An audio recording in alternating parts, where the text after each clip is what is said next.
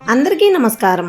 మగవారు రాత్రిపూట పొరపాటును కూడా ఈ 5 పనులు చేయకూడదు. హిందూ మతం ప్రతి వస్తువుతో సంబంధం ఉన్న శుభ మరియు అశుభ ఫలితాలతో వ్యవహరిస్తుంది. ప్రతి పనిని సరైన సమయంలో చేస్తే ఆ పనికి తగిన ఫలితం లభిస్తుందని నమ్మకం. అలాగే తప్పు చేయడం వల్ల ప్రాణాలకు కూడా ప్రమాదం ఏర్పడుతుంది. చాలా మంది వ్యక్తులు తమ దైనందిన జీవితంలో ప్రతికూలత, పేదరికాన్ని ఇంటికి తీసుకువచ్చే పనులు చేస్తారు.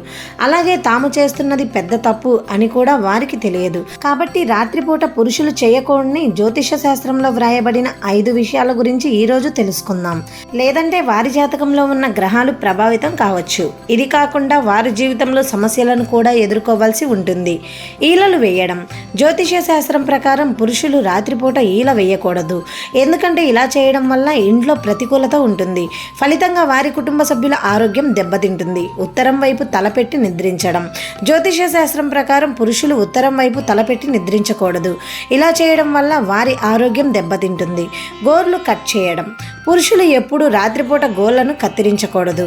సూర్యాస్తమయం తర్వాత గోళ్లను కత్తిరించే వారికి దురదృష్టం పెరుగుతుందని శాస్త్రాలు పేర్కొంటున్నాయి. పెర్ఫ్యూమ్ కొట్టడం.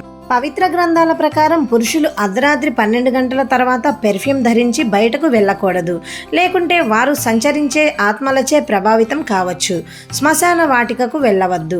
రాత్రి, మధ్యాహ్నం 2 మరియు 3 గంటల మధ్య ఏ యాత్రికుడు శ్మశాన వాటికను దాటకూడదు.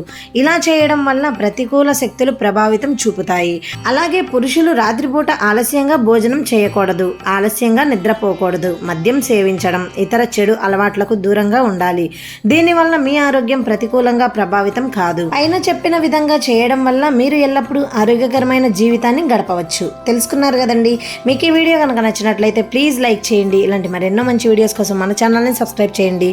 మరో మంచి వీడియోతో మళ్ళీ కలుద్దాం. Thank you for watching.